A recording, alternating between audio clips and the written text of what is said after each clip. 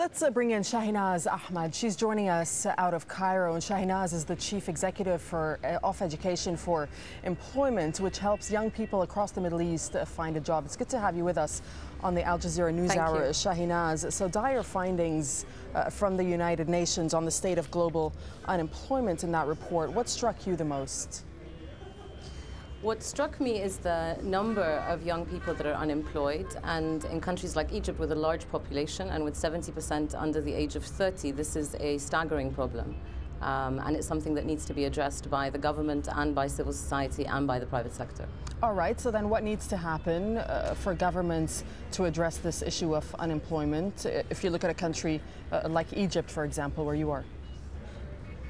Well, the first thing is that there needs to be support for civil society organizations like the Education for Employment Foundation to be able to do the work that we do, where we're helping young people receive market-driven education and placing them in jobs. Our success rate has been 80% of our graduates receive employment and are placed in jobs. And there needs to be a collective effort from the three pillars of the state, the government, civil society, and the private sector, to come up with a model that is able to address this very, very challenging problem. In Egypt in 2011, between the ages of 15 to 24, 81% are unemployed, and that is something that needs to, at the moment, right now, be addressed. Right, and what happens if this is not addressed, if there is little investment in education, and are governments up to the task?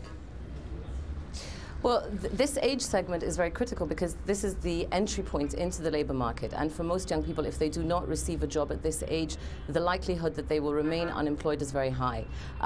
For example, one of our graduates, Shahinaz, was unemployed for 3 years, and through receiving our programme was able to get a job with Suit.com. Now, that was built on a strong partnership with the private sector, a strong partnership with the government, and it's initiatives like this that need to really be taken into consideration. If the government does not have the political will to address this issue, whether post-university or at the basic education level, it will become an increasingly growing problem. And finally, one of the Millennium Development Goals, Shahinaz, is that every young child would be in primary school by 2015. Now, that's 3 years away. Is that deadline going to be met?